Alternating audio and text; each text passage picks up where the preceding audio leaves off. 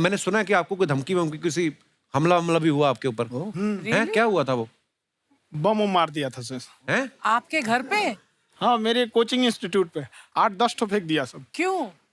Actually हम पढ़ाई जो क्लासेज है तो उसके हम बहुत कम फी लेते हैं। नॉमिनल अभी भी कोई लड़का क्लास करना चाहता है, पूरा सब्जेक्ट 200 में कर लेता है। फीस ही हो पूरे सिलेबस की 200 रुपए? हाँ, तो बाकियों को थोड़ा सा प्रॉब्लम आने लगा ओह, और हमको समझाएं, हमको क्या दिक्कत है, क्योंकि बहुत सारे लड़के जब हम लोग अपने स्टूडेंट लाइफ में थे, इंटरमीडिएट क्रॉस किए थे, तो हमारे साथ के कुछ लड़के पढ़ने के लिए चले गए थे दिल्ली, उनको यूपीएससी निकालने के लिए चले गए थे। हालांकि जो गए थे उनमें किसी का नहीं हुआ। तो हम लोग ना उनको जब स्टेशन छोड़ने आए थे, बड़ा भारी मन से हम लोगों ने विदा किया कि इन लोग के गार्जियन कितने पैसे वाले हैं, इन्हें भेज दिए वहाँ, हम लोग के नहीं भेज सकते थे। तो ऐसे लाखों स्टूडेंट है जिनके गार्जियन नहीं भेज सकते। इनका मतलब गरीब होना कोई अपराध नहीं है, उसे कोई पढ़ाई से नहीं रोक सकता। बिल्कुल।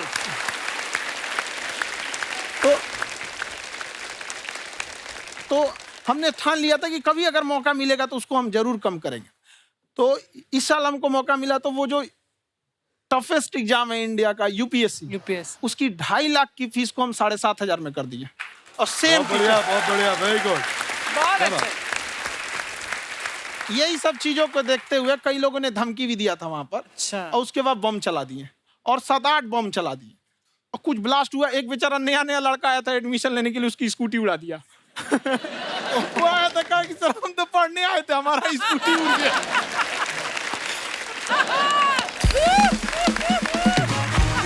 कहते हैं ना, सूरज कितना भी तेज चमक ले, समंदर नहीं सुखा सकता। वाह वाह वाह, क्या बात है।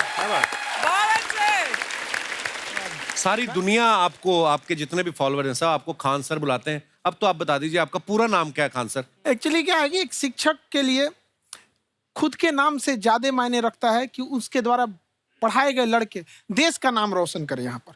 तो वो लक्ष्य मेरे लिए ज्यादा इंपॉर्टेंट है, हमको अपने से नहीं ज्यादा मतलब नहीं। वाह। अच्छा, विवेक सर का एक कहना है कि बच्चों का अगर 95% से ज्यादा मार्क्स आते हैं वो भी खतरनाक होते हैं। 75 से 85% वाले जो बच्चे होते हैं लाइफ में बड़ा अच्छा करते हैं। अच्छा। कभी किसी पेरेंट्स ने आके कहा है कि आपकी वजह से मेरा 95% वाला बच्चा 75 पे आ गया? अभी आपको एक बात बताऊंगी, देखिए हमारी खुशी की जिम्मेदारी अगर हम किसी और के हाथ में दे देंगे ना तो जिंदगी भर मायूस रहेंगे। ओके। और इसीलिए जितना हम अपनी भावनाओं का, अपने जज्बातों का कंट्रोल अपने हाथ में लेते हैं ना, उतना खुश रह पाएंगे। और फिर चाहे वो आपकी पत्नी हो, अपने बॉस हो, उनसे प्यार कर पाएंगे जैसे भी वो हो। नहीं तो बस यू रिमोट दबा रहे हैं जी लोग। दुनिया के हाथ में, दूसरों के हाथ में रिमोट कंट्रोल अपनी जज्बातों का मत दो। धीरे धीरे वो रिमोट कंट्रोल अपने हाथ में ले। इंडिया के सबसे बेस्ट टीचर के साथ जो भी हैं वो अपने सब्जेक्ट में उससे बेस्ट इंडिया में कोई नहीं। और इतना के बावजूद ऐसे हम लोग को लगता होगा 7,500 बहुत कम है। एक लड़की ने कहा कि सर शाम वाले बैच को ना मॉर्निंग में कर दीजिए। हम कहे बाबू तो इतना सबके इंडिविजुअल से तो बैच ट्रांसफर नहीं, तो क्या प्रॉब्लम है? उसने कहा ना शाम में हमको दूसरे के यहाँ बर्तन मांजने जाना होता है। तो हम लोग को लगता है कि जितना ये तकलीफ इससे कई गुना ज्यादा है। और कई बार तो ऐसा लगता है कि वो भी ना ले। एक लड़का बेचारा नदी से बालू निकालता था और वो बालू को भरता था, फिर नाव बालू को किनारे लेके बेचती थी और वो बालू भरता था, उससे मेरी फीस ले आया। हमारा हाथ कांप गया, हम कैसे फीस ले लेंगे यहाँ पर। बहुत बढ़िया। उसी दिन हमने ये प्रण लिया था कि भारत का कोई भी बच्चा उसके सफलता में पैसा उसकी बाधा नहीं बनेगी, चाहे उसको जितना भी पढ़ना रहे यहाँ पर। क्या बात। आप सबकी जोरदार तालियों के बीच प्लीज वेलकम टीचर और मोटिवेशनल स्पीकर मिस्टर खान साहब।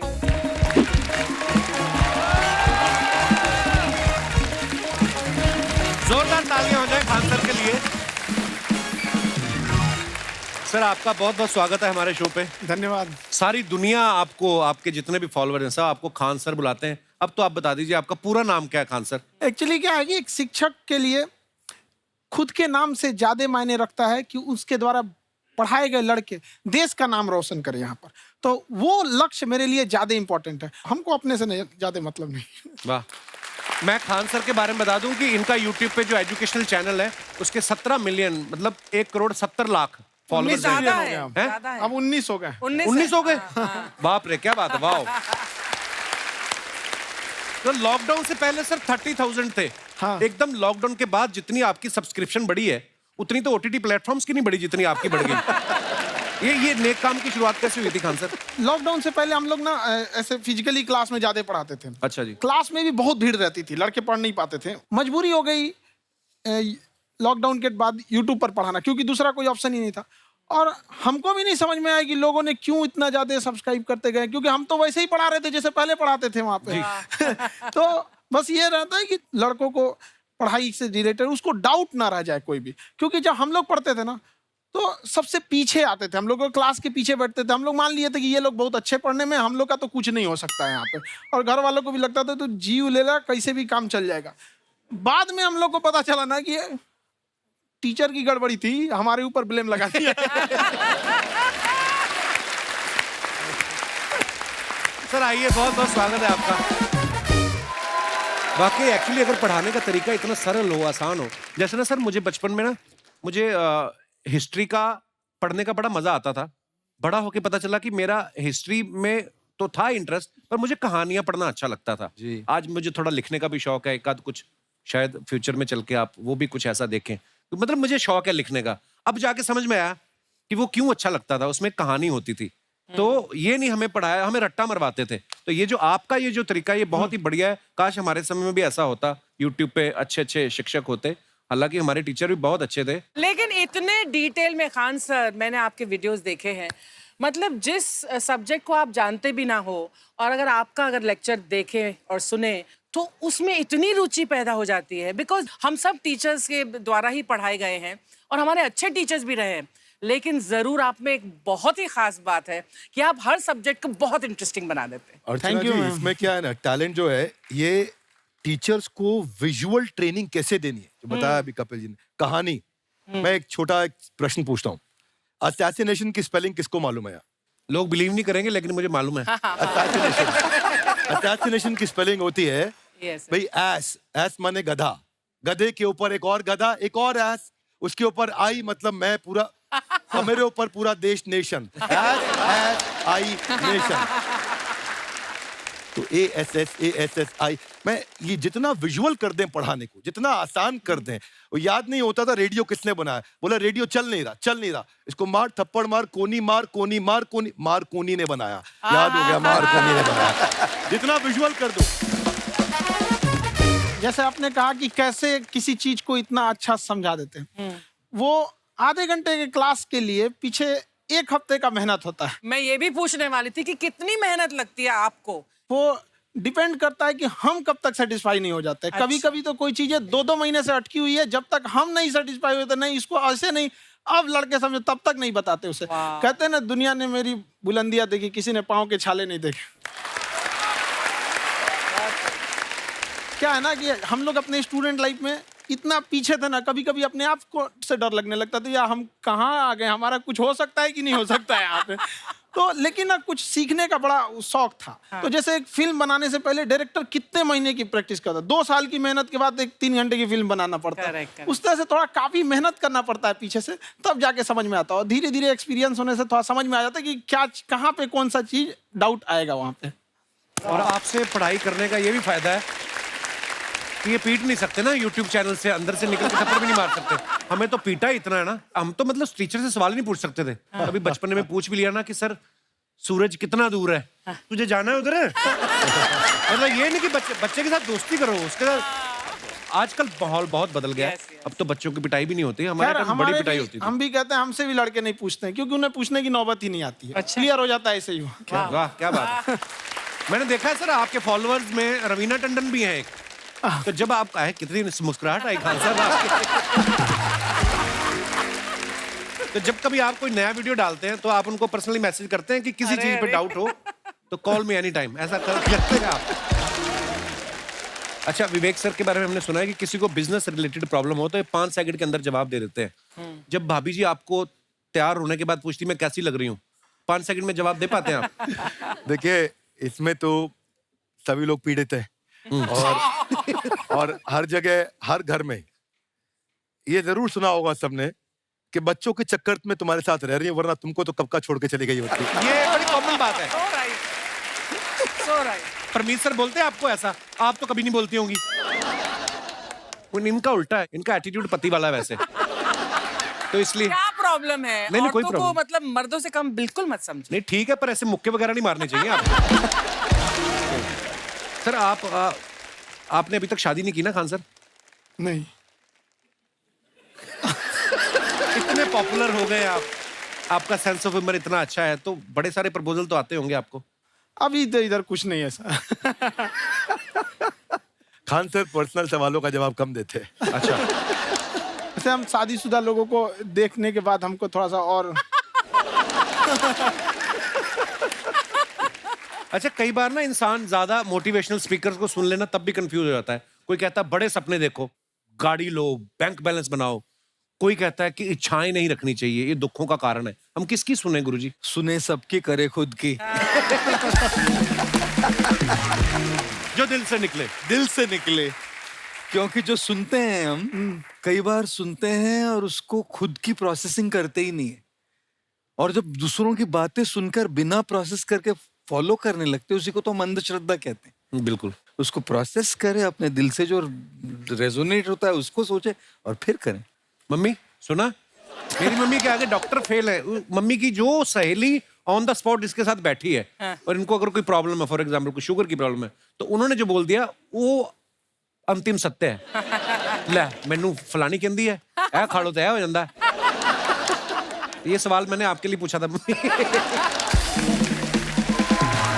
आई want to ask Khan sir कि आपका एक एपिसोड था ट्रेन के बारे में, कि ट्रेन में ऐसा क्यों होता है, शुरुआत में ऐसा हुआ था, ये यहाँ पर बोगी के लिए ये कनेक्शन, तो ये सोर्स क्या होते हैं आपके, कहाँ से आपसे ढूंढ सुन के लेंगी, लाते उसके हैं? बाद खुद का चैनल शुरू करेंगी।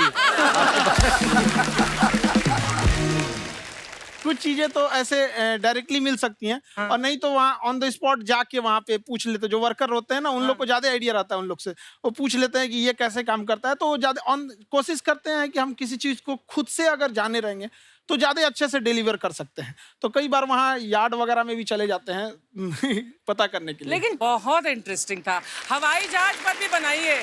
आप कहती हैं तो एक उस पर भी बना ही देंगे। बहुत शुक्रिया। जी। अच्छा सर, कई बार ना माँ बाप भी, जो मैं ये कहूंगा कि उनकी गलती होती है कि अगर अब बच्चा आपका 4-5 साल का है, आप शुरू से उसके मन में डालना शुरू कर देते हो कि ये तो इंजीनियर बनेगा। हो सकता है बाप इंजीनियर हो, वो चाहता है कि जरूरी तो नहीं है। अब मेरे पिताजी पुलिस में थे जी, मेरे मामा सब आर्मी में थे, मैं अकेला इस फील्ड में निकला है। मुझे ये चीज अट्रैक्ट करती थी। ये कहाँ तक सही है सर? जी, मेरे हिसाब से तो बच्चों पे कभी प्रेशर नहीं डालना चाहिए, लेकिन साथ ही साथ हमको ये भी देखना चाहिए कि जैसे अल्बर्ट आइंस्टाइन ने एक बहुत अच्छी बात बताई थी, अगर एक खरगोश हो, एक बंदर हो, एक हिरन हो, एक शेर हो और एक मछली हो, उन सब को आप एक कतार में खड़ा कर दीजिए और उन सब के लिए एक ही टेस्ट हो कि आप पेड़ पे सब लोग कैसे चढ़ पाए। बहुत खूब। वाकई। अब सबको एक टेस्ट कैसे दिया जाए?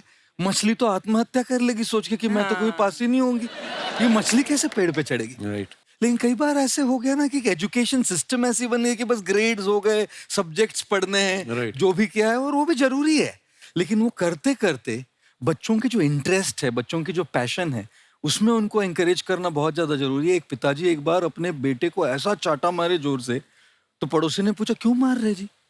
बोला कल रिजल्ट है इसका। कल रिजल्ट। तो बोले रिजल्ट कल है ना साहब, तो आज क्यों मारने? कल बाहर गाँव जा रहा हूँ, कल का काम आज निपट के करता। कहने का मतलब ये है कि आप देखिएगा कि अगर आप बच्चों को अपने कॉम्पिटेंस के हिसाब से नहीं देंगे तो ये चाटे ही खाते रहने पड़ेंगे, फेल ही होते रहेंगे। बहुत खूब। वाकई। अच्छा, विवेक सर का एक कहना है कि बच्चों का अगर 95% से ज्यादा मार्क्स आते हैं वो भी खतरनाक होते हैं। 75 से 85% वाले जो बच्चे होते हैं लाइफ में बड़ा अच्छा करते हैं। अच्छा। कभी किसी पेरेंट्स ने आगे कहा है कि आपकी वजह से मेरा 95% वाला बच्चा 75 पे आ गया?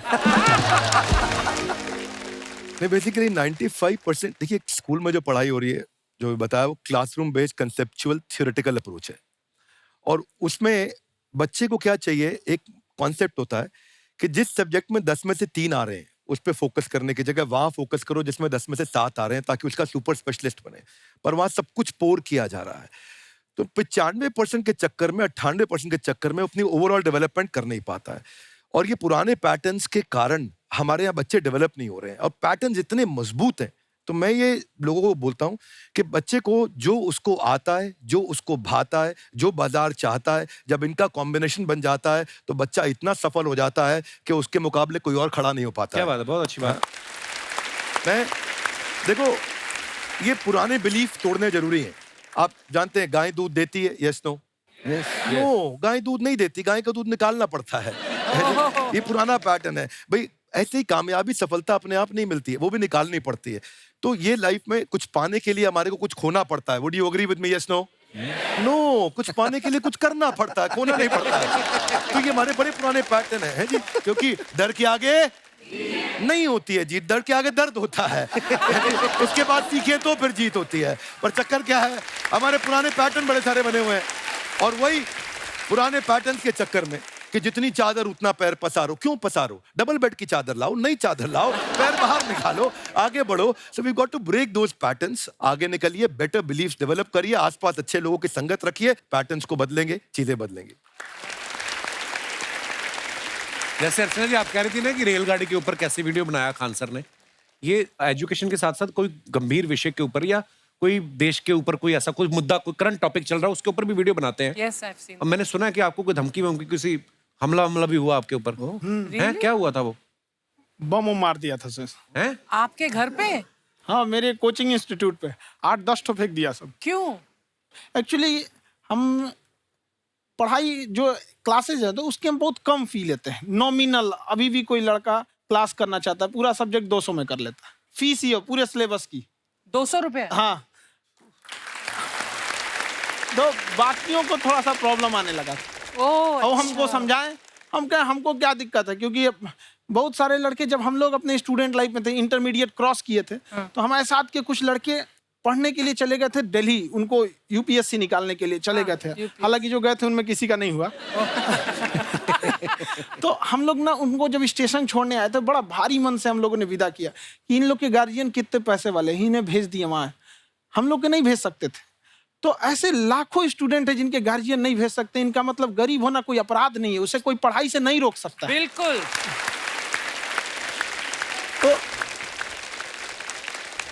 तो हमने ठान लिया था कि कभी अगर मौका मिलेगा तो उसको हम जरूर कम करेंगे। तो इस साल हमको मौका मिला, तो वो जो टफेस्ट एग्जाम है इंडिया का, यूपीएससी, उसकी 2.5 लाख की फीस को हम 7,500 में कर दिए। और सेम बहुत बढ़िया, वेरी गुड। बहुत अच्छे। और इंडिया के सबसे बेस्ट टीचर के साथ जो भी हैं, वो अपने सब्जेक्ट में उससे बेस्ट इंडिया में कोई नहीं। और इतना के बावजूद ऐसे हम लोग को लगता होगा 7,500 बहुत कम है। एक लड़की ने कहा कि सर शाम वाले बैच को ना मॉर्निंग में कर दीजिए। हम कहे बाबू, तो इतना सबके इंडिविजुअल से तो बैच ट्रांसफर नहीं, तो क्या प्रॉब्लम है? उसने कहा ना, शाम में हमको दूसरे के यहाँ बर्तन मांजने जाना होता है। तो हम लोग को लगता है कि जितना ये तकलीफ, इससे कई गुना जाते हैं। और कई बार तो ऐसा लगता है कि वो भी ना ले। एक लड़का बेचारा नदी से बालू निकालता था और वो बालू को भरता था, फिर नाव बालू को किनारे लेके बेचती थी, और वो बालू भरता था, उससे मेरी फीस ले आया। हमारा हाथ कांप गया, हम कैसे फीस ले लेंगे यहाँ पर। बहुत बढ़िया। उसी दिन हमने ये प्रण लिया था कि भारत का कोई भी बच्चा, उसके सफलता में पैसा उसकी बाधा नहीं बनेगी, चाहे उसको जितना भी पढ़ना रहे यहाँ पर। क्या बात। बहुत खूब। और अर्चना जी, मैं इनके बारे में एक बात, खान सर आपके बारे में मैं एक बात कहना चाहता हूँ। इनका जो स्टार्टअप है ये बूटस्ट्रैप्ड है। अच्छा। मैं साधारण भाषा में बता देता हूँ, ये सेल्फ फंडेड है। इन्होंने अभी तक किसी और से पैसा नहीं लिया है। ये इन्वेस्टर के पैसे से नहीं, इन्होंने खुद इसको बिल्ड किया है। और बल्कि इतना स्ट्रॉन्ग स्टार्टअप है ये कि मैं कहूंगा कि अगर इन्वेस्टर्स को इन्वेस्ट करना हो तो मैं इंडोर्स करता हूँ ऐसे स्टार्टअप्स को। यही सब चीजों को देखते हुए कई लोगों ने धमकी भी दिया था वहां पर। अच्छा। और उसके बाद बम चला दिए, और 7-8 बम चला दिए, और कुछ ब्लास्ट हुआ। एक बेचारा नया लड़का आया था एडमिशन लेने के लिए, उसकी स्कूटी उड़ा दिया। वो आया था, कहा कि सर हम तो पढ़ने आए थे, हमारा स्कूटी उड़ गया।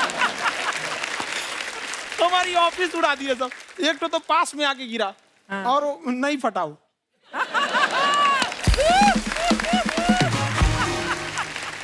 बाद में बहुत सारे लोग धमकियां दिए, लेकिन कहते हैं ना, सूरज कितना भी तेज चमक ले, समंदर नहीं सुखा सकता। वाह वाह वाह, क्या बात है। बहुत अच्छे। मैम एक्चुअली ये फीस कम करने का एक और रीजन है। हाँ। 2.5 लाख 3 लाख की जो फीस में सब लोग पढ़ाई अफोर्ड नहीं कर पाते। हाँ। इसलिए वो कुछ ही लोग अफोर्ड कर पाते हैं, तो उनका मेंटल लेवल तो बहुत ऊपर चला जाता है। हाँ। लेकिन एक पूरे देश का मेंटल लेवल थोड़ा सा स्टेबल नहीं हो पाता। तो जब फीस कम रहेगी तो हर वो लड़का तैयारी करने के लिए आगे आएगा जिसका सपना है देश के लिए कुछ करने का। बहुत अच्छा। सीटें लिमिटेड हैं, उन्हें को मिलेगी, लेकिन जिन्हें नहीं मिलेगी उसे मिलेगा देश का एक जिम्मेदार नागरिक। तो इस देश को बदलना। बहुत अच्छे। क्या बात है। हम लोग विश्व गुरु कहे जाते थे, क्यों? क्योंकि दुनिया से लोग हमारे यहाँ पढ़ने आए थे। चाइना से ह्वेनसांग आया, फायान आया। आज कोई नहीं आता है। हम लोग का उद्देश्य एक समय आएगा जो फिर आएंगे यहाँ पढ़ने के लिए। क्या बात है सर। पर आप देखो अर्चना जी, सबसे ज्यादा आईपीएस आईएएस बिहार से निकलते हैं। आप Yes, देखो पढ़ाई intelligent। लिखाई में पॉलिटिशियन बहुत बड़े बड़े निकले हैं। बहुत। तो ऐसा नहीं है, हर जगह ऑप्शन हर भी नहीं है प्रकार वहाँ के लोग पे, होते हैं। इंडस्ट्री नहीं है, खेती करेगा तो कोई खास वो नहीं रहे। ऑप्शन भी नहीं है, सही बात है। बिहार की मिट्टी में एक चीज है, जिद तो बहुत जबरदस्त है। कुछ भी नहीं रहेगा तो सब कुछ पाने का उसको जिद रहेगा, करके भी दिखा देगा। वहाँ पे कर देंगे हम आपको। विवेक सर, आपके बारे में हमने सुना एक बार आप संन्यास लेने चले गए थे। कौन वापस लेके आया आपको? फिर कहाँ तक पहुंच गए थे आप? नहीं, मैं एमबीए की पढ़ाई के बाद मैं ये सोचा था कि अपना जीवन भगवान की सेवा में समर्पित कर दूं। अच्छा जी। बहुत साल मैं वृंदावन में रहा था और गुरुकुल में रहा था।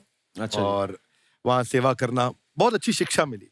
मैं बोलता हूँ मेरी असली एमबीए वही थी, मोस्ट ब्यूटीफुल एसोसिएशन। वाह। और मैं वहाँ भगवत गीता पढ़ी, जहाँ मुझे गीता से लगाव हुआ। तो मेरे गुरुजी का आदेश था कि आप भगवत गीता को बिजनेस मैनेजमेंट के साथ जोड़ के देश दुनिया में बताओ। मेरे को लगा बड़ा मुश्किल काम है। मैंने बाद में देखा कि डॉक्टर स्टीफन कॉवी, जिनकी किताब है 7 habits of highly effective people, आप सबने पढ़ी होगी, उन्होंने बोला मैंने 7 हैबिट भगवत गीता से लिए। और हमारे देश के लोग ऐसे हैं जो मेरी किताब पढ़ते हैं, जो कि 3.5 मिलियन कॉपीज बिक चुकी हैं, और भारत में भगवत गीता नहीं पढ़ते। तो मुझे लगा कि मैं गीता विद मैनेजमेंट के ऊपर आकर के बातचीत करूं। मुझे लगा बहुत कठिन होगा, पर मेरे गुरुजी का आदेश था कि कठिनाई आपको तभी तक दिखेगी जब कठिनाई को देखोगे। तो एक छोटा उन्होंने मुझे बताया, पूछा कि इस कमरे में लाल रंग कितनी जगह है, देखो आप भी एक बार जरा देख के बताओ। कुछ 7-8 जगह लाल रंग दिख रहा है यहाँ पे आपको? 1 ये 2, वो लाल रंग टी शर्ट पे 3 4 5, ये लाल हो गया 6, एप्पल। उधर लाल हो गया 7, एप्पल लाल, बिल्कुल ठीक 7। पर जब आप लाल रंग ढूंढ रहे थे तो क्या आपको हरा रंग दिख रहा था? Yes no. नहीं। जब आप लाल रंग ढूंढ रहे थे तो क्या आपको काला रंग दिख रहा था? Yes no. नहीं। नो। जिंदगी भी ऐसी है, जो क्या बात? ढूंढोगे वही मिलेगा, बात बाकी है। कुछ नहीं मिलेगा। तो उन्होंने कहा कि आप इसी सोल्यूशन पे फोकस करो और गीता के मैसेज को पहुंचाओ। तो मैं बिजनेस मैनेजमेंट के प्रोग्राम्स कॉर्पोरेट्स में करने शुरू किए, क्योंकि गीता पहला मोटिवेशनल सेमिनार जो पृथ्वी के इतिहास में कपिल जी हुआ, वो कृष्ण ने दिया था। वाह। पहले मोटिवेशनल स्पीकर इस पृथ्वी के इतिहास के कृष्ण थे, जिन्होंने अर्जुन को रणभूमि में मोटिवेट किया था। बड़ी पेशेंस कृष्ण ने अपने लीडरशिप क्वालिटी से दिखाई। वो मुझसे मुझे बड़ा इंस्पायर किया, वो चर्चा ने इंस्पायर किया, और डिस्कशन ने इंस्पायर किया। तो उस डिस्कशन को मैं आज भी लेके चलता हूँ अपने क्या साथ। बात। कहाँ सर, हमने सुना है आप 5 स्टार में रुके थे कल, और नीचे जाके वड़ा पाव खाने गए आप रेडी पे। एक्चुअली क्या है ना कि वहाँ जो चीजें सीखने को मिलती है ना, खाली पेट और खाली जेब इंसान को जो सिखाते हैं वो किसी यूनिवर्सिटी कॉलेज में नहीं क्या बात सिखाया है, जाता। और गरीबी बड़ा बेशरम चीज होती है। तो कहते हैं कि मौत भी तू जल्दी आया कर गरीब के घर में। कफन का पैसा भी खर्च होता है दवाइयाँ खरीदते खरीदते। हाय हाय हाय, क्या बात है। और खान सर की खासियत ये है कि जिसको तो पढ़ना है, जिसको एजुकेशन चाहिए, वो तो इनका वीडियो देखते हैं। लेकिन वैसे भी कई लोग, जैसे अर्चना जी बात करी थी, कहती मैंने जब देखना शुरू किया तो मैंने बैक टू बैक इतने सारे वीडियोस देखे, क्योंकि आपका जो तरीका जो बोलने में, एक तो इनकी जो टोन है पढ़ाने में, और साथ साथ में जो ह्यूमर आता रहता है, तो उसकी वजह से और भी इंटरेस्टिंग हो जाते हैं आपके वीडियो। शुरुआत में हम लोग जब स्टूडेंट लाइफ में थे, या हम कई स्टूडेंट को भी देखते हैं, वो बेचारे जब थक जाते हैं तो आपका शो देखने लगते हैं। तो शुरू में हमको लगता था जब कि अरे ये हमारी पढ़ाई उसके लिए है, लेकिन पढ़ाई में थक जाता है, शो देख के नहीं थक जाता है। हाँ। तो हमने सोचा दोनों को मिक्स कर देते हैं। तो हमने उसको और आज आपको पता नहीं, हमने भी यही किया है। मिक्स करने। हमारे एजुकेशन सिस्टम में 2 कमी है। हाँ। एक एजुकेशन की, दूसरा सिस्टम की। नमस्ते गुरुजी, नमस्ते विवेक जी, नमस्ते खान सर। अच्छा लग रहा है, वाह आप लोगों से मिलकर ना अब हम मर सकते हैं। वाह, मरो फिर। ये नहीं, कैसी नहीं। बातें कर रही हो गुड़िया तुम? हम कह रहे हैं हम इंड पे मर सकते हैं। ओहो, खान सर। आप पटना से हैं ना? हाँ। हमें भी पटना पसंद है, बस कोई पटाने वाला चाहिए। नहीं मजाक नहीं कर रहे हैं, आपका जो चैनल है हम दिन में 10 बार आपके चैनल को सब्सक्राइब करते हैं। दिन में अरे हाँ, और बेल आइकन तो हम इतना जोर से दबाते हैं कि बाकी यूट्यूब वाले बाहर निकल के देखते हैं कि ये कौन है जिसने इनका चैनल इतना जोर से दबा दिया बेल आइकन। गुड़िया तो ये शर्म नहीं आती है? आते ही फ्लर्ट शुरू कर दिया ना तूने। तो जाते हुए करते हैं क्या? विवेक जी नमस्ते। आपसे एक काम था छोटा सा, कर देंगे आप? ये क्यों करेंगे? नहीं गुरुजी हमेशा अपने वीडियो में कहते हैं कि विवेक से काम लो, विवेक से काम लो। विवेक मतलब दिमाग से काम लो आप। हाँ तो विवेक जी अपने दिमाग से ही काम लेंगे, बहुत दिमाग है उनके पास। ये देखिए जो आदमी, आप हमें बताइए, जो आदमी बिना फिल्म किए कपिल शर्मा शो में आ गया, कितना दिमाग होगा उसके पास। लेकिन एक बात है जिसकी वजह से हम आप तीनों से नाराज हैं। क्यों? क्या बात? हर चीज में मोटिवेट मोटिवेट मोटिवेट क्या होता है?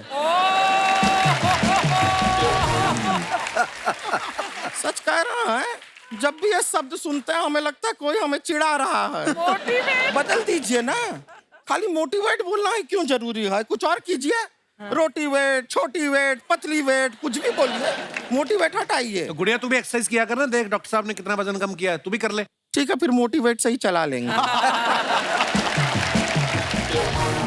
लेकिन मोटिवेशन कोई बुरा बात नहीं है, हमारे दादाजी भी वैसे बहुत मोटिवेट करते थे। हाँ, एक बार तो तालाब में डूब रहे थे हमारे दादाजी, हमारे पास रस्सी भी था, ट्यूब भी था, फिर भी हम अपने दादाजी को बचा नहीं पाए। क्यों? क्योंकि हमने उनकी ओर तिनका फेंका ना, वही कहते थे डूबते को तिनका का सहारा काफी। नहीं लगा सहारा, दादाजी बुड़बुड़ बुड़बुड़ बुड़बुड़। गुड़िया तू क्या करने आई इधर? अरे हाँ, हम क्या करने आए हैं एक पूछना था सर, खान सर। ये जो हमारा एक चाचा का लड़का है, उसको क्या है, थोड़ा पढ़ाई में प्रॉब्लम हो रहा है, तो 12वीं का पढ़ाई आप उसको अच्छी तरह करवा के 12वीं पास करवा देंगे आप? करवा देंगे, वेरी गुड, बात कर लेते हैं। हाँ राम सरोवर, देखो हमारा बात हो गया है, ये 10वीं जो तुमसे नहीं दिया जा रहा है वो नहीं देना है।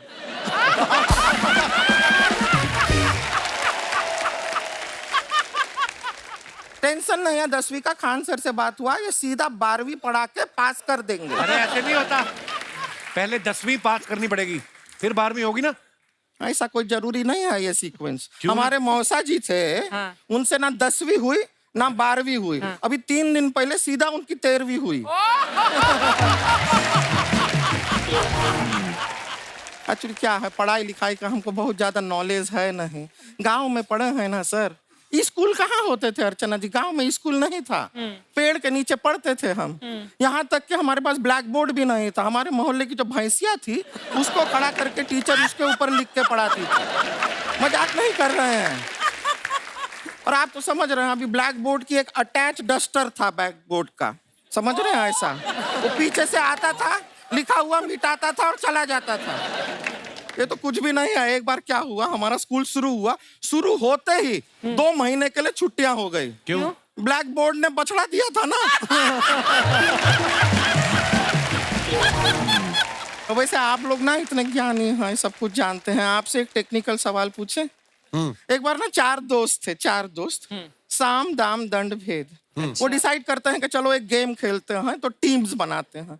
तो साम दाम ने एक टीम बनाया, इस पे भेद को बहुत गुस्सा आया। पता है क्यों? क्यों? क्योंकि भेद को दंड मिला ना।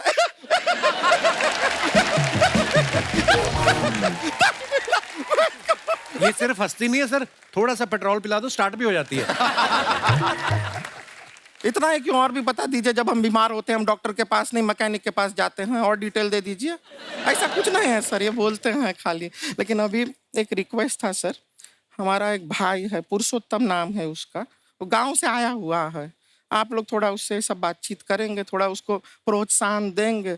और शर्मा जी, आपसे भी एक रिक्वेस्ट था, आपसे हमने कभी कुछ मांगा नहीं है, पुरुषोत्तम आएगा ना एक बार बस उससे कह दीजिएगा, पुरुषोत्तम तुम कितने हैंडसम हो। मैंने देखा ही नहीं अभी तक हाँ तो। तो देख के बस बोल दीजिएगा तुम ठीक है। कितने हैंडसम हो, ऐसा बोल दीजिएगा प्लीज। ठीक है। हम बुला लेते हैं पुरुषोत्तम।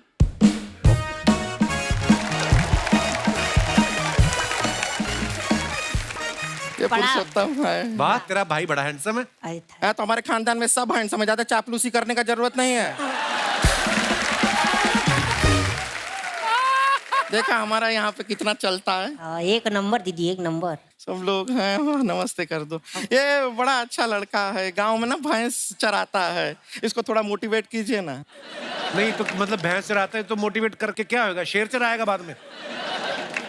अरे शेर चराएगा तो शेर इसको चर नहीं जाएगा। नहीं नहीं, ऐसे हम खाली कह रहे हैं, तुम्हारा चेहरा थोड़ा बकरी जैसा है ना, तो वैसे ये सब बड़े बड़े लोग हैं। इनको बताओ कहा क्या बनना चाहते हो जीवन में आगे? HR। HR।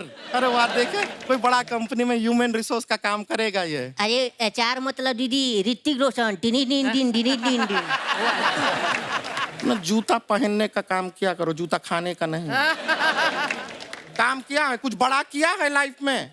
किया है ना दीदी, एक बकरी के बच्चे को बड़ा किया है।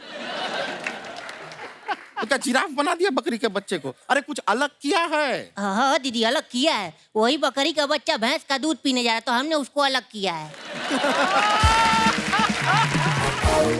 इससे नहीं होगा, अब रहने दो, इधर आओ। ये देखो इतना बड़ा बड़ा लोग बैठा है, इनके सामने ऐसा बातें करोगे? इनसे मिलो, इनसे मिलो। ए विवेक जी तो कितना मार्केट के बारे में भी जानते हैं, मार्केट का कोई सवाल पूछो इनसे। सर परसों जो है मार्केट में हमारी साइकिल गायब हो गई, आपने देखा है क्या? हमारी साइकिल गायब हुई ना, हाँ। इसलिए दिमाग से पैदल हो तुम। पैदल समझते हो? हाँ चल लोगे? 20 कदम चलोगे? हाँ। हाँ घूमो जरा, अभी 20 कदम चल के दिखाओ। निकलो। सॉरी, माफी चाहेंगे। चलिए चलते हैं, नमस्ते। सर आपका बहुत बहुत स्वागत है और बहुत बहुत धन्यवाद, आपने हमारा निमंत्रण स्वीकार किया। और आज पता मैं बड़ी दुविधा में हूँ सर। क्यों? मेरे को पहले ये नहीं समझ में, आपको सर बुलाऊं, गुरुजी कहूं, स्वामी जी, मैं क्या कह के संबोधित करूं आपको? अरे सबसे पहले तो मैं आपको बहुत तहे दिल से शुक्रिया करना चाहता Thank हूँ you. कि आपने और आपके प्रोडक्शन कंपनी ने मुझे यहाँ पर आज बुलाया। शुक्रिया। इस कपिल शर्मा शो के लिए। मतलब ये तो सबको हंसाते ही रहते हैं। दुनिया में इतना गम है लेकिन इनके गम को कम करने का काम तो इन्होंने लिए रखा है ना? आशीर्वाद है सर। आप भी बहुत हंसाते हैं। कोशिश करता हूँ जी। इन्होंने मुझे पूछा कि मुझे किस नाम से संबोधित करें। हाँ। तो मैं कई बार कहता हूँ कि किसी भी नाम से बुला लीजिए, दिल से जो प्यार है से बुलाया जाता है ना, तो नाम कुछ भी चल जाता है। बहुत सही, लेकिन बहुत सही। लेकिन जब आप ये लिबर्टी दे देते फ्रीडम के किसी भी नाम से बुलाए, तो हाय किस किस नाम से मुझे बुलाया गया है और मेरे नाम का क्या कचुम्बर किया गया है। अच्छा जी। एक कार्यक्रम में, एक प्रोग्राम में मैं गया था, मुझे उन्होंने कहा कि आज हमारे बीच में गोल गोपाल आए होंगे। मतलब मेरा सर तो गोल है। गोल गोपाल। अच्छा मैं अमेरिका गया। हाँ। अमेरिका में मुझे कहा, so we have amongst all of us Gaur Gopal Das. ये तो फिर भी ठीक ठीक था। है, हाँ। गोल तो ठीक ठाक था, गोल्ड भी। फिर एक मराठी प्रोग्राम में गया बंबई में। अच्छा जी। तो मराठी प्रोग्राम में कहते हैं, आज आपल्यामध्ये गोड गोपाल दास आले आहेत। तो गोड भी थोड़ा मीठा है, ठीक है। सबसे भयंकर वाला बताता हूँ। हाँ। आज हमारे बीच घोर गोपाल दास आए। अभी घोर तो मैं हूं नहीं जी। वाह क्या बात है सर। आपको पता है मैं तो कंफ्यूज था कि मैं सर को क्या कह के बुलाऊं। हमारे प्रोडक्शन वाले बड़े कंफ्यूज थे। नॉर्मली क्या फिल्म वाले लोग आते हैं सर यहाँ पे ना, जी। तो वो पूछते हैं बर्गर पिज्जा ये सब मंगवाते हैं। आज मुझे आके पूछा, सर फल लेंगे दूध लेंगे? मैं कहा यार सर आज आप हमारे शो पे आए हैं, आप भी मानते हैं कि जिंदगी में हंसना बहुत जरूरी है? बिल्कुल 100% हंसना बहुत जरूरी है जी, क्योंकि दुख तो यूं भरा पड़ा है। मतलब कितने लोगों की लाइफ में प्रॉब्लम है यहाँ पर? सबके। अच्छा जो लोग हाथ नहीं उठा रहे हो, अपेक्षा करें कि मैं उनमें विश्वास करूंगा। ये लो कर लो बात। जिस जिंदगी में तो प्रॉब्लम होगी ना, जिंदगी है ना जनाब, तकलीफ तो होगी ही। बिल्कुल। वरना मरने के बाद तो जलने तक का एहसास नहीं होता। हाय हाय हाय क्या बात है। मैंने देखा सर कि इंस्टाग्राम पे 5.5 मिलियन फॉलोअर्स हैं, बाकी सोशल मीडिया अलग है सर। तो मेरा सवाल आपसे ये था कि जी। दुनिया को मोह माया से दूर रहने का पाठ पढ़ाने वाले गुरु जब सुबह उठते हैं तो आप जाके इंस्टाग्राम पे चेक कर दो कि रात के बाद कितने फॉलोअर बढ़े मेरे। कभी आप देखते हो? क्योंकि ये रोज देखती हैं अर्चना जी, एक एक घंटे बाद चेक करती हैं ये। इतना झूठ बोलता है ना ये अभी इंसान। नीचे रखा होगा फोन। चुप कर। अच्छा एक बात मैं आपको बता दूं कि इसके किसी भी बात पर विश्वास मत करना। ये मेरे ऊपर जो भी बोलता है ना कमेंट, वो असत्य है। जो झूठ बोलता है उसको कौवा काटता है जी। कौवा काटेगा इसको। और यहाँ पे नवजोत सिंह सिद्धू साहब बैठते थे, उनको भी दिनेश ने आउट किया है, इनका कोई हाथ नहीं है। ये भी बात असत्य है। धन्यवाद। आप में से कितने लोगों ने कभी उपवास किया है, जैसे धार्मिक उपवास? किसी ने रोजा किया है यहाँ जी? किसी ने जन्माष्टमी नवरात्रि की है? किसी ने पर्यूषण किया है? पर्यूषण है ना। देखिए मैं आपको एक बात बताऊं, आप कट टू 2023 है जी। आपको अगर 2023 में उपवास करना है ना, एक दिन बिना स्मार्टफोन के, बिना इंस्टाग्राम के, Very good. बिना व्हाट्सएप क्या बात? के, बिना फेसबुक के, बिना लिंक्डइन के, बिना ट्विटर के, बिना स्नैपचैट के, बिना गूगल के, बिना टिंडर के, एक दिन ऐसा उपवास करके दिखाइए, खुदा नीचे उतर के आएगा, बोलेगा बस कर पगले, रुलाएगा क्या?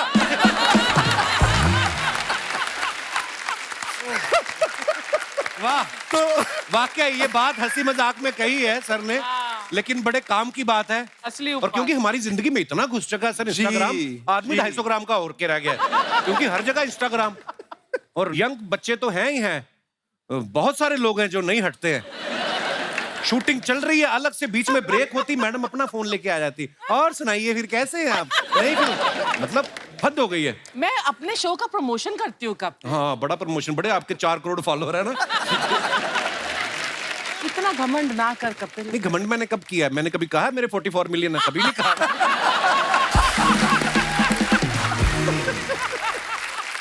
अच्छा सर का एक कोट है, when people smile it doesn't mean they are doing good, it just means they have chosen to smile. तो सर आपको क्या लगता है कि ये इंसान के अपने हाथ में है, वो खुद डिसाइड कर सकता है कि मुझे खुश रहना है, या उसकी पत्नी के हाथ में है, या उसके बॉस के हाथ में है, या गर्लफ्रेंड के हाथ में है? आपको मैंने हमेशा स्माइल करते देखा है, इसका रीजन ये तो नहीं कि आप अकेले हैं? एक बार 15 अगस्त को किसी ने मुझे मैसेज भेजा, और वो वाला मैसेज जानते हैं आप, जो होता है लंबा, एक लाइन ऊपर लिखी रहती है, फिर dot dot dot dot dot dot dot dot dot dot dot dot. तो उसमें लिखा था first, scroll down and read the message, only if you are single. तो मैंने कहा मैं तो क्वालिफाई करता हूँ, तो मैं नीचे क्या dot dot dot dot dot dot dot dot 15 अगस्त था, नीचे लिखा हैप्पी इंडिपेंडेंस डे। अभी आपको एक बात बताऊं जी, देखिए हमारी खुशी की जिम्मेदारी अगर हम किसी और के हाथ में दे देंगे ना, तो जिंदगी भर मायूस रहेंगे। वाकई। और इसीलिए जितना हम अपनी भावनाओं का, अपने जज्बातों का कंट्रोल अपने हाथ में लेते हैं ना, उतना खुश रह पाएंगे। और फिर चाहे वो आपकी पत्नी हो, अपने बॉस हो, उनसे प्यार कर पाएंगे जैसे भी वो हो। नहीं तो बस यू रिमोट दबा रहे हैं जी लोग। दुनिया के हाथ में, दूसरों के हाथ में रिमोट कंट्रोल अपनी जज्बातों का मत दो, धीरे धीरे वो रिमोट कंट्रोल अपने हाथ में लो। अच्छा मैंने सर का एक वीडियो देखा जिसमें ये गर्लफ्रेंड बॉयफ्रेंड की बातें कर रहे थे, और गाना भी गा रहे थे कि तुम इतना जो मुस्कुरा रही हो, क्या गम है जिसको छुपा रही हो। गुस्ताखी माफ सर, मतलब आपको ये स्टूडेंट होने का एक्सपीरियंस है, क्योंकि आप कॉलेज में इलेक्ट्रिकल इंजीनियरिंग भी कर चुके हैं, कि या कभी मोहब्बत में भी पड़े हैं कभी ऐसे, मतलब ऐसे पूछा सर। कपिल आज बहुत लिबर्टी ले रहे हैं। हमेशा लेता है। बोले हाथ में ये भोला भाला गंजा साधु आज हाथ में मिल गया, आज इनका बराबर से लिबर्टी लेके आज इनकी खूब खिंचाई करते। मैं इंजीनियरिंग कॉलेज से था, इलेक्ट्रिकल इंजीनियरिंग पढ़ी मैंने जी। और इलेक्ट्रिकल इंजीनियरिंग पढ़ने में इतना मशगूल हो गया कि प्यार मोहब्बत के लिए समय ही नहीं मिला। और जब इंजीनियरिंग की डिग्री खत्म हो गई, तब जो मैं कर रहा हूं उससे प्यार हो गया। वाह। तो ये यहां से यहां आ गया। लेकिन आज की तारीख में जो प्यार मोहब्बत करते हैं, जिनके दिल टूटते हैं, जो चन्ना मेरे या गाते हैं, जो ए दिल है मुश्किल गाते हैं वो मेरे पास आते हैं रोने के लिए। जब ए दिल है मुश्किल भी सुकून नहीं देता, जब चन्ना मेरे यहाँ भी सुकून नहीं देता, तब कहाँ जाए, है ना घोर गोपाल दास जी। एक का हार्ट ब्रेक हो गया। अच्छा जी। 10 साल से रिलेशनशिप में थे दोनों, और वो इतनी शराब पी चुकी थी, वो ये थोड़ा मॉडरेटली ड्रंक था उस दिन, अच्छा जी। ये पूरी टिप्सी, टल्ली पूरी, मैं आम आदमी की भाषा में। जी जी जी जी जी जी पूरी टिप्सी, तली मैं नहीं बोलूं। तो इसने उसके माता पिता को ऐसी गालियां दी गंदी गंदी शराब के नशे में। अच्छा जी। ये तो मॉडरेटली ड्रंक था, तो इसको समझ में आया कि भाई लड़की अच्छी है, मेरे से जमती है, लेकिन इसके मन में मेरे पेरेंट्स के लिए क्या है। तो अगले दिन उसने कहा हम ब्रेकअप करेंगे। तो ब्रेकअप तो हो गया, मेरे पास आया, 10 साल का रिलेशनशिप है, बिना पूछे मेरी गोद में सर रख के रोने लगा। सब ऐसी होती है, सब ऐसी होती है। मैंने कहा मेरे भाई कूल डाउन, तुझे खट्टे अंगूर मिले इसका मतलब सारे अंगूर खट्टे नहीं होते।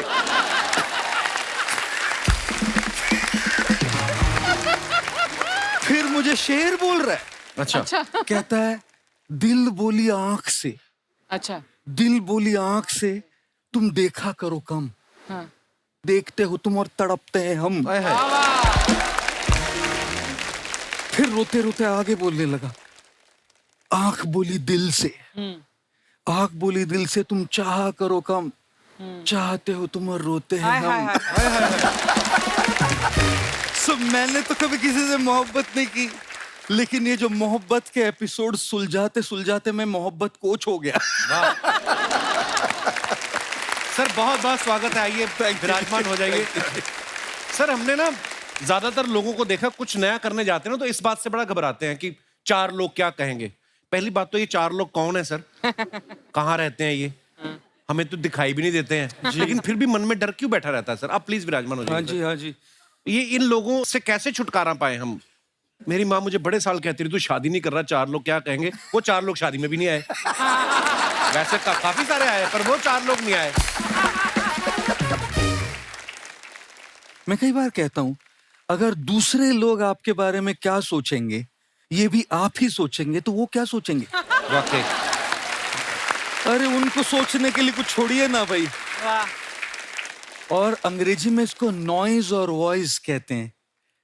बाहर के जो लोगों के जो ओपिनियंस होते हैं, जो सलाह होती है, जो मत होते हैं, जो राय होती है, वो सब नॉइज है। चाहे कितनी अच्छी इंटेंशन भी हो, लेकिन नॉइज है। और इस सब नॉइज में, इस आवाज में अपनी वॉइस को नहीं भूलना चाहिए जी। अपने अंदर भी एक वॉइस है। क्या बात।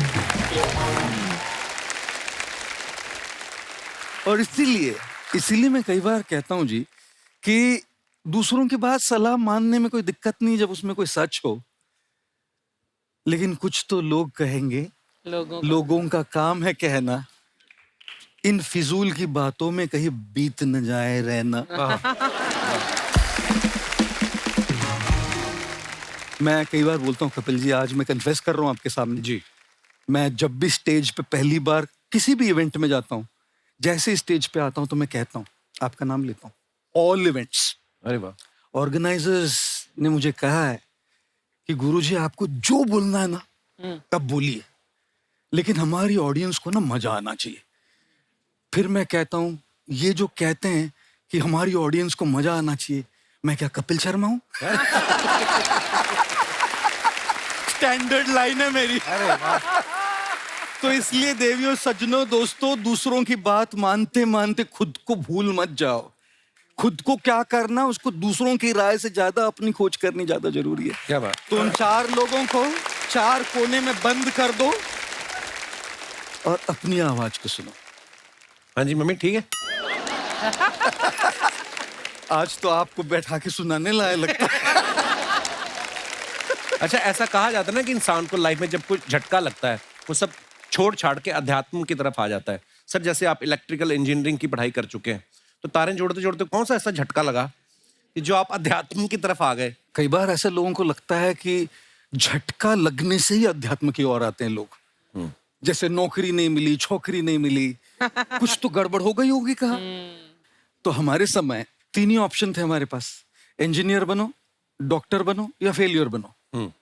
तीनों के अलावा कोई ऑप्शन नहीं थे। उसमें से मुझे इंजीनियरिंग मिल गई, और इंजीनियरिंग के बाद तो सब लोगों को अपना करियर बनाना होता है। एक लड़का एमबीए कॉलेज के बाहर एमबीए के लिए फॉर्म भर रहा है, वॉचमैन से पूछा, भाई साहब एमबीए यहाँ करना चाह रहा हूँ, यहाँ से कॉलेज कैसा है? वॉचमैन ने कहा बहुत बढ़िया, मैंने यहीं से एमबीए किया है।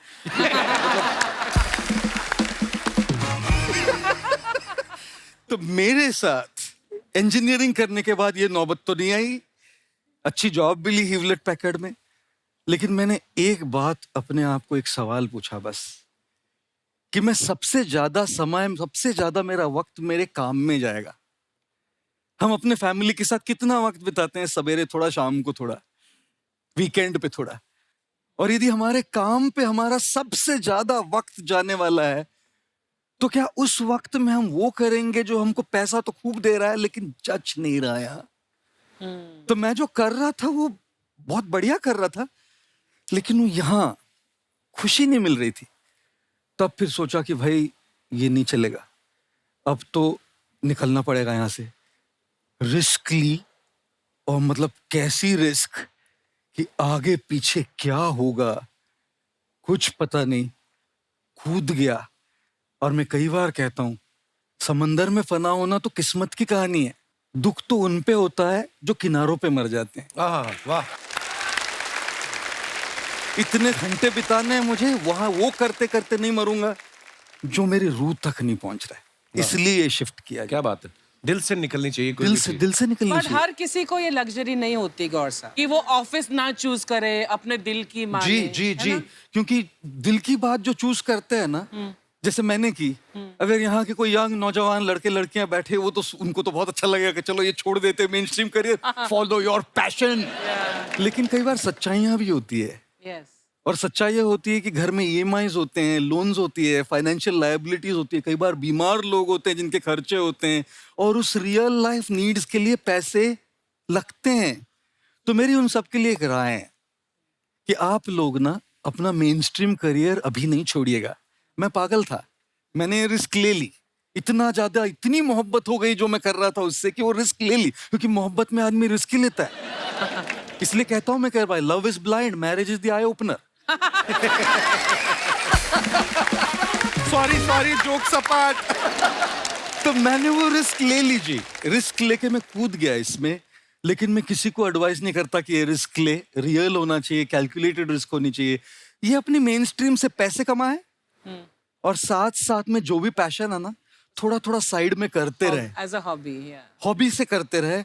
हो सकता है कि वो एक दिन इतना डेवलप हो जाए कि ये छोड़ के आप वही करें अपना मेन करियर।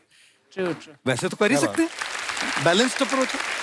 पर जैसे अर्चना जी, आपने भी, अर्चना जी देहरादून से बिलोंग करती हैं जी। और उस समय, आज से 35 साल पहले या 36 साल पहले, जब आपने सोचा मुझे हीरोइन बनना है, आपने भी दिल की सुनी ना अर्चना जी, ऐसा तो नहीं है? तो अब ये मेन स्ट्रीम काम तो ये कर रही हैं, फिर जो इनका पैशन है, यहाँ से पैसे कमा के फिर ये वेगस जाती है, वहां जुआ खेलती है।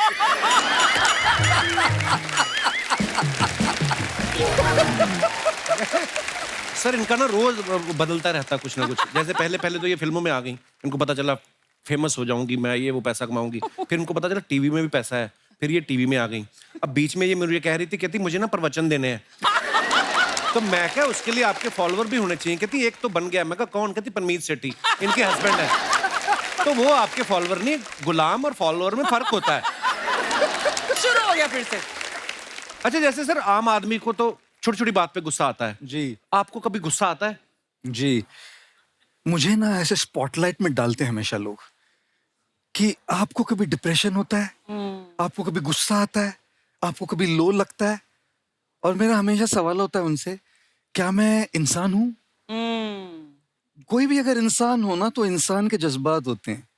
मेरे हिसाब से लो लगना ये इतना ज्यादा प्रॉब्लम नहीं है, लो रहना वो ज्यादा प्रॉब्लम है। गुस्सा आना ये उतना प्रॉब्लम नहीं है, गुस्से में अनाप शनाप बक देना ये बड़ा प्रॉब्लम है। 25-26 साल में ये कहना कि मुझे गुस्सा नहीं आता जाती होगी, ये कहना कि मैं गुस्से में रिएक्ट नहीं करता ये सच्चाई होगी। मैंने अपने गुरुजी से एक बहुत बहुत बहुत वैल्यूबल एक शब्द, एक लफ्ज, एक वर्ड सीखा है। वो वर्ड है वेट। अच्छा। गुस्सा आ रहा है ना, थोड़ा सा बस रुकिए। आपको कोई नहीं कह रहा कि उसको आप कुछ मत बोलिए, अभी मत बोलिए बस।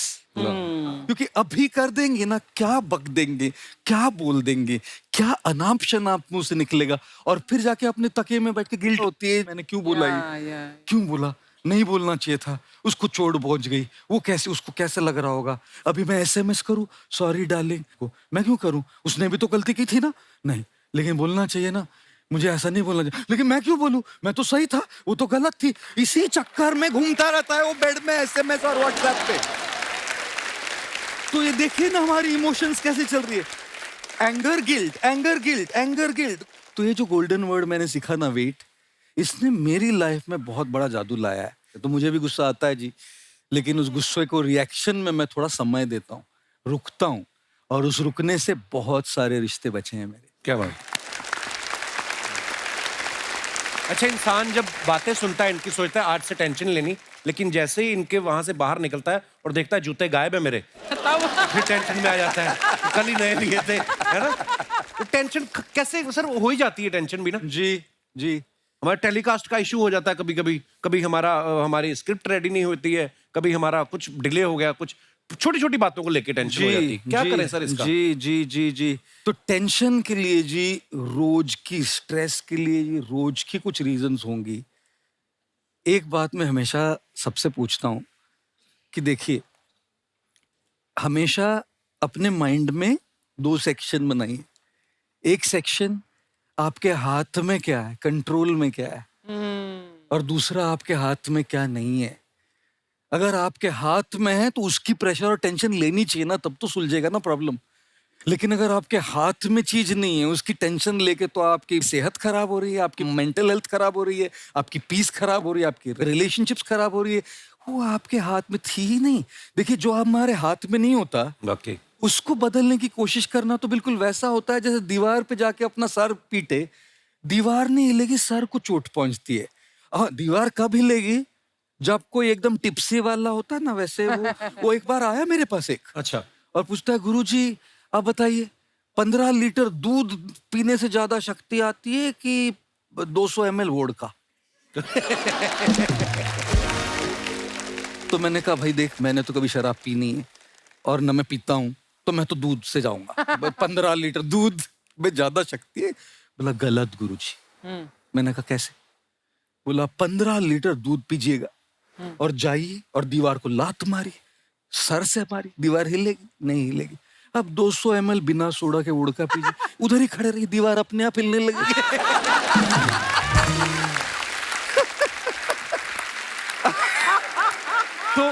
तो देखिए, जिंदगी में ऐसी दीवारें खड़ी रहती है जो आपके मारने से हिलने वाली नहीं। बिल्कुल। वो चीजें होती है जो हमारे कंट्रोल में नहीं होती, लेकिन कई चीजें होती है जो हमारे कंट्रोल में हैं, हमारे बस में हैं, हमारे हाथों में हैं।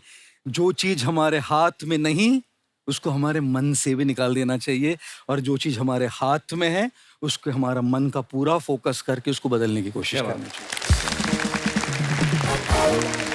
मुझे एक बात याद आ गई। एक आदमी था, बहुत पीता था वो। उसके सपने में भगवान आए, कहते तू बंदा बड़ा अच्छा है पर तू पीता बहुत है, कुछ तो तेरा करना पड़ेगा। तो 75 साल की उम्र में या तो तेरी याददाश्त जाएगी या तेरे हाथ कांपेंगे, बता क्या करें?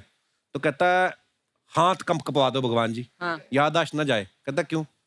कहता हाथ कांपेंगे तो ज्यादा से ज्यादा क्या हो जाएगा, एक पैग नीचे गिर जाएगा। अगर भूल ही गए बोतल कहाँ रखी है। सो दोस्तों, अब वक्त है आज के दूसरे मेहमान को आमंत्रित करने का। ये इन्फ्लुएंसर है, इंटरनेशनल मोटिवेशनल स्पीकर है, लीडरशिप कंसल्टेंट है, बिजनेस कोच है, कॉर्पोरेट ट्रेनर है। तो चलिए बुलाते हैं आप सबकी जोरदार तालियों के बीच डॉक्टर विवेक मित्रा।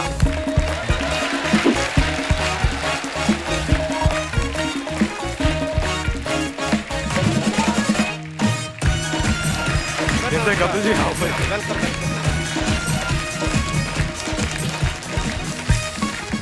सर, आपका बहुत बहुत स्वागत है। Thank you. मैं आपके बारे में बता रहा था कि ये इन्फ्लुएंसर है, इंटरनेशनल मोटिवेशनल स्पीकर हैं, लीडरशिप कंसल्टेंट हैं, और भी बहुत कुछ है। आप सब कामों में अच्छे हैं कि एक काम पे भरोसा नहीं था आपको? इतने सारे काम कैसे कर लेते डॉक्टर साहब आप? देखिए, वैसे तो कहते हैं कि जिसकी जिंदगी में बहुत सारे गोल, उसकी जिंदगी हो जाती है गोल गोल। जी। तो एक ही फोकस होना चाहिए। मेरा फोकस है बिजनेस कोचिंग, हम एंटरप्रेन्योरशिप पे काम करते हैं और अच्छा लगता है बता के। भारत देश को के लिए हमने एक प्राइड बिल्ड किया है कि वर्ल्ड का नंबर 1 एंटरप्रेन्योरियल यूट्यूब चैनल बनाया है और आज भारत में हम 11 विश्व रिकॉर्ड लेकर के आए हैं, Guinness book of world record जो है। क्या बात है सर, हमने आपके पुराने वीडियोस देखे हैं और आज आपको साक्षात सामने देख रहे हैं। आज मतलब आप इतने स्लिम ट्रिम हो गए हैं। पहले लोगों को मोटिवेट करते रहे, आप खुद को मोटिवेट करने का टाइम नहीं मिला था पहले, अब आपने बड़ा कम कर लिया सर। वो कहते हैं ना कि जिंदगी की भाग दौड़ में कहीं ऐसा ना हो जाए कि आपसे पहले आपका पेट आपसे आगे निकल जाए। मैंने देखा जब आप फिट होते हैं तो जो काम शायद आप 1 घंटे में करते हैं, मुझे लगता है वो 40 मिनट में कर ऐसा फर्क लगता है मेरे को। एक तो फर्क आता है, दूसरा आप डिफिकल्ट काम कर सकते हैं। मैं प्रोग्राम करने जाते हैं, अजीबोगरीब कई बार ऑडियंस मिल जाती है और आपको इतना फिट, इतना अलर्ट रहना पड़ता है। प्रोग्राम में मुझे एक बंदा मिला, कहते हैं बिंद्रा जी। मैं कहा हाँ जी।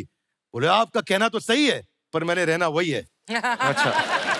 तो you keep getting different people. वो फाइनेंस का मैं एक ट्रेनिंग प्रोग्राम कर रहा था तो कि कर्जे से बाहर कैसे निकले। अच्छा जी। हाँ जी, कर्जे से बाहर। तो करेज नहीं, कर्जे से बचे। पहले करेज तो इसकी बात चल रही थी, तो बात करते करते डेट मैनेजमेंट पे तो बोला भारत में रहने के लिए आधार और भारत से भागने के लिए उधार दोनों बड़ा जरूरी है। तो आप you have all different type of audience. आपको अलर्ट रहना है, उनके साथ में इंगेज कर पाना है, उनको इन्वॉल्व कर पाना है। तो हेल्थ बहुत इंपॉर्टेंट है Actually. और आपने भी बहुत वेट लूज किया। Sir congratulations. हाँ जी, मैं बस बीवी करवा दी थी सर शादी। और डॉक्टर साहब के अंदर ऐसे खतरनाक स्किल हैं, किसी को भी मोटिवेट कर सकते हैं। अभी स्टूडियो के बाहर हमारे जो गार्ड बैठे हुए थे ना, ये उसको बोल रहे थे तू भी कर सकता है, ऐसे हाथ पे हाथ रख के मत बैठ, उठ भाग दौड़। वो दौड़ गया, उसकी सैलरी कट गई 1 दिन की। आइए सर, बहुत बहुत स्वागत है आपका। वैसे तो आप सब डॉक्टर साहब को जानते हैं, लेकिन मैं बता दूं कि बिजनेस की दुनिया में इनका बहुत बड़ा नाम है और इनके नाम 11 वर्ल्ड रिकॉर्ड है, जैसा कि अभी इन्होंने बताया। अभी सर बहुत बहुत मुबारक आपको। और मैं चाहूंगा कि आप बताएं सर, ये 11 जो अलग अलग वर्ल्ड रिकॉर्ड है, ये किस किस चीज में है? 11 विश्व रिकॉर्ड बेसिकली कोविड के टाइम पे जब सब लोग अपने घर पे थे, लॉकडाउन हो गया था, तो हम देख रहे थे कि कठिन परिस्थिति में बिजनेस में लोगों को कैसे हेल्प करें। तो हमने कुछ वेबिनार किए, जूम पे वेबिनार्स किए। हम एक्सपेक्ट कर रहे थे कि वेबिनार में 1500, 2000, 5000, 10,000 लोग आएंगे। तो वेबिनार में हमने देखा कि रजिस्ट्रेशन बहुत ज्यादा हो गया। तो हमने गिनीज वर्ल्ड रिकॉर्ड को अटेम्प्ट किया, तो रशिया के पास वो वर्ल्ड रिकॉर्ड था 11,000 लोगों का। अच्छा जी। हमने जब वो वेबिनार किया तो 26 लाख लोग आ गए उस वेबिनार में। वाह। और 26 लाख लोग आए तो पहला वर्ल्ड रिकॉर्ड बन गया। लॉकडाउन में मैंने दूसरा वेबिनार किया कि लॉकडाउन में सेल्स कैसे बढ़ाएं। तो समस्या बहुत बड़ी थी। पता चला कि ये सेल्स का वेबिनार का वर्ल्ड रिकॉर्ड चाइना के पास था। तो हमने अटेम्प्ट किया तो 35 लाख लोग जूम के वेबिनार पे आ गए। फिर हम उसको यूट्यूब पे ले गए, वो वेबिनार बहुत पॉपुलर हो गया, सेल्स कैसे बढ़ाएं। तो ऐसे एचआर पे, फाइनेंस पे, सेल्स पे, ऑपरेशंस पे, मार्केटिंग पे, लीडरशिप पे, अलग अलग सब्जेक्ट पे बने और लोगों को फ्री में उनको कैसे कंटेंट फ्री में दे सकें। पर कंटेंट के लिए मैं आपको बधाई देना चाहता हूँ। हर बार यूनिक कंटेंट देना बहुत मुश्किल काम है और हर बार आप यूनिक कंटेंट ला करके देते हैं। कॉमेडी की दुनिया में मैं कहूँगा अगर बच्चन साहब के बाद कोई इतने लंबे समय तक रेलेवेंट रहा है तो वो आप रहे हैं। क्योंकि सोनू निगम बार बार पुराना गाना गा सकते हैं, फिर ताली बज सकती है, पर बार बार कॉमेडी का कंटेंट रिपीट नहीं किया जा सकता। ये बहुत Well बढ़िया है। said. आपने ऐसी बातें बोल दी सर, धन्यवाद आपकी मोहब्बत के लिए। तो गुरुजी, डॉक्टर साहब, खान सर, आज हमारे जो मेहमान यहाँ पे आए हैं, इनके कुछ सवाल हैं, तो ये आपसे पूछना चाहेंगे अगर आपकी इजाजत हो तो। जी जी जी, आप लोग अपने सवाल पूछ सकते हैं। सबसे पहले कौन आ रहे हैं? जी मैडम। नमस्ते कपिल सर। नमस्ते मैम। आज आपका शो देख के बहुत अच्छा लगा। फर्स्ट टाइम मैं शो पर आई हूँ, लेकिन रियली जो मैंने यहाँ अनुभव प्राप्त किया है वास्तव में कहीं नहीं किया। अरे शुक्रिया शुक्रिया। कहाँ से हैं मैम आप? मैं खारघर से आई हूँ, नवी मुंबई। अच्छा जी। और मेरा नाम कविता अग्रवाल है। मेरा प्रश्न गोपाल सर से है। मेरे घर में कोई समस्या नहीं है। मेरे बेटे की अभी शादी हुई है और मेरा बेटा भी प्यारा है, लेकिन उसके साथ उसकी दुल्हन भी बहुत प्यारी आई है। लेकिन समस्या और लोगों को है। वो जब मेरे जानने वाले हैं बार बार पूछते हैं सब कुछ ठीक चल रहा है ना। मैं समझ नहीं पाती। वो इंटरेस्टेड रहती है कि कुछ हो रहा है क्या घर के अंदर। नहीं नहीं, कुछ नहीं हो रहा, सब कुछ ठीक चल रहा है। इसका जवाब मैं लोगों को कैसे दूं, ये नहीं समझ आ रहा मुझे। वही 4 लोग हैं गुरुजी। इंग्लिश में एक वर्ड है जिसको कहते हैं डिप्लोमेसी, और डिप्लोमेसी का मतलब होता है अपनी जिंदगी जीना और दूसरों के साथ जब हम व्यवहार करते हैं तो उसमें कई ऐसी चीजें होती है कि दुनिया को हमको सब कुछ अपने जीवन के बताने की जरूरत नहीं होती।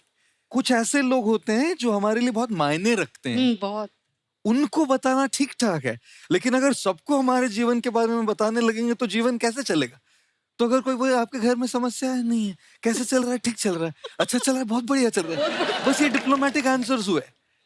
लेकिन अगर कोई ऐसा हो जिसके साथ हमारा रिश्ता बड़ा गहरा हो, उनके साथ तो हम अपने दिल की बात खोल के करेंगे ना। और इसलिए मैं कई बार कहता हूं कि जो सुख में हमारा साथ देते हैं ना वो रिश्ते होते हैं, लेकिन जो दुख में हमारा साथ देता है ना वो फरिश्ते होते हैं। हाय हाय। जिस दिन गलत बोल देना आप, अच्छा। बोलना बड़े झगड़े चल रहे हैं, तलवारें चली कल, फिर देखना क्या मजे लेते हैं, फिर देखना उनका रिएक्शन क्या है। धन्यवाद मैम शो में आने के लिए। और कोई हमारे दोस्त? जी भाई साहब। Hello everyone, hello Kapil. Hello sir. मेरा नाम अमित शाह है और मैं सियाटल यूएसए से आया हूँ जस्ट आपके शो के लिए।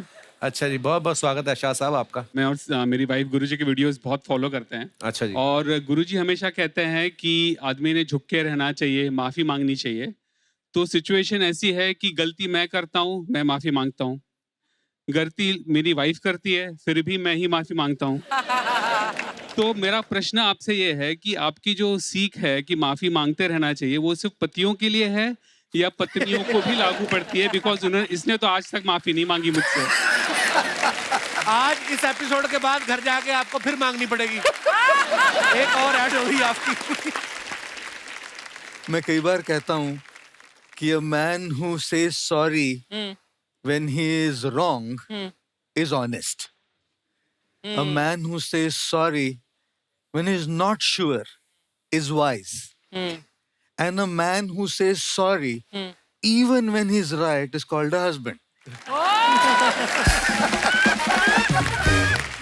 लेकिन जोक्स अपार्ट, मैं कई बार कहता हूं इस बात को, रिश्ते झुकने से यदि आपके रिश्ते सुधर जाते हैं तो झुक जाओ। क्या बात है, बहुत अच्छी बात है। झुकने से अगर आपके रिश्ते सुधर जाते हैं तो झुक जाओ, लेकिन बार बार आप ही को झुकना पड़े तो रुक जाओ।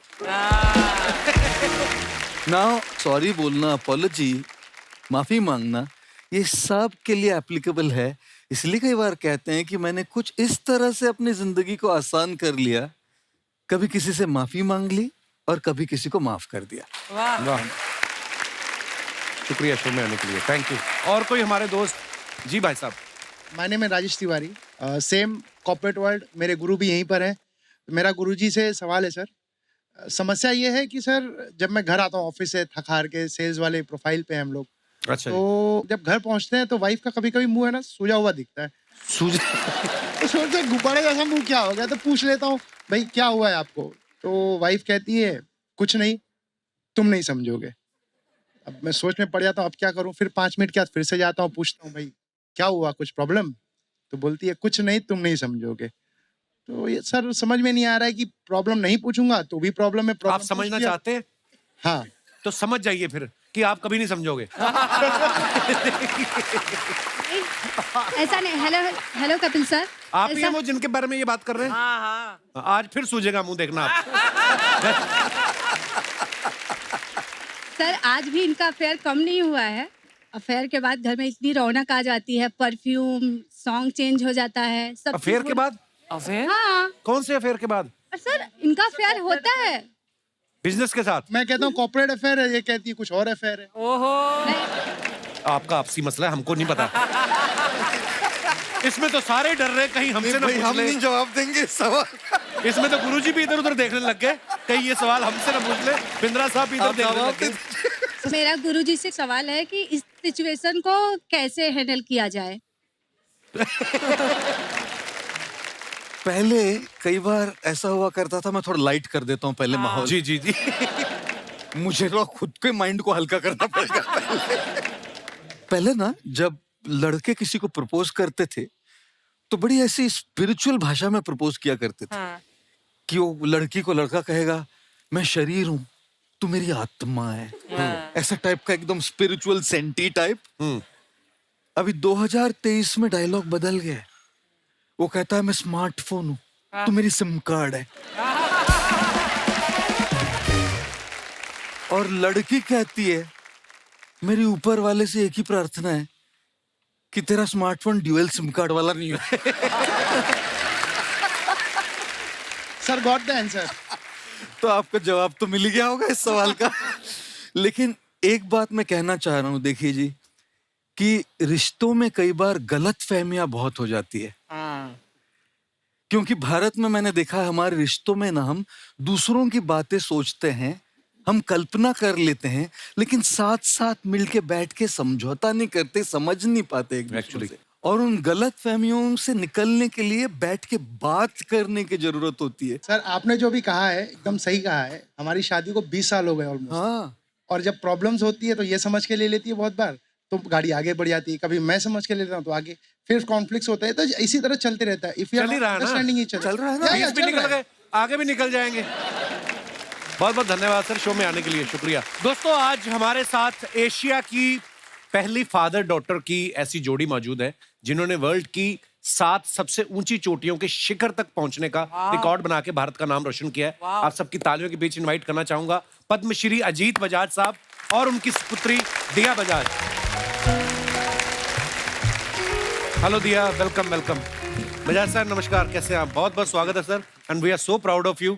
और बताइए सर अपने बारे में कि कैसे शुरुआत हुई। When I got into adventure, I was blessed. The best thing that happened to me in my life was my 2 daughters. They are both here with me, Dia and Meghna. And also my wife. अभी आप बहुत कुछ कह रहे थे और अगर मैंने वाइफ का नाम नहीं लिया तो घर तो जाना है सर। पहाड़ तो चढ़ गए, घर की सीढ़ियां कैसे चढ़ोगे? देखिए, as parents, we have to introduce our children to various diverse fields. क्योंकि मैं एडवेंचर में था, मेरी दोनों बेटियां मेरे साथ स्कीइंग जाती हैं, हम स्कूबा डाइविंग करते हैं, माउंटेनियरिंग करते हैं। दिया is into extreme adventure, Everest चढ़कर, तिरंगा फहराकर, बहुत खुशी हुई। क्या बात है। और मैं ये भी कहना चाहती हूँ कि एवरेस्ट जब हम चढ़े, एक फादर डॉटर टीम, हम इसलिए चढ़ रहे थे क्योंकि हमारा एक मैसेज था हमारी पूरी देश के लिए कि हम बेटियां बहुत कुछ कर सकती हैं। बिल्कुल, बहुत बहुत धन्यवाद, आप हमारे शो पे आए sir. Thank you so much for coming. Thank you Dia, so proud of you girl. Thank you, thank you. एक बार जोरदार ताले हो जाए हमारे मेहमानों के लिए। गुरुजी, डॉक्टर साहब, खान सर, बहुत बहुत धन्यवाद, आप हमारे शो पे आए यार, और इतनी मज़ेदार बातें और इतनी ज्ञान की बातें सुनने को मिली। आई एम श्योर बहुत सारी बातें जो हम कोशिश करेंगे अपनी लाइफ में वो अप्लाई कर सके और खूबसूरत बनाए उसको। बहुत बहुत धन्यवाद सर। और एक बार फिर से बहुत बहुत धन्यवाद हमारे शो पे आने के लिए। दोस्तों आप सबका बहुत बहुत धन्यवाद, शुक्रिया शो में आने के लिए। और आप सब लोग ऐसे ही हंसते रहिए, मुस्कुराते रहिए, हर शनिवार रविवार हमसे मिलने आते रहिए। गुड नाइट, शुभ रात्रि, शब खैर। Thank you so much.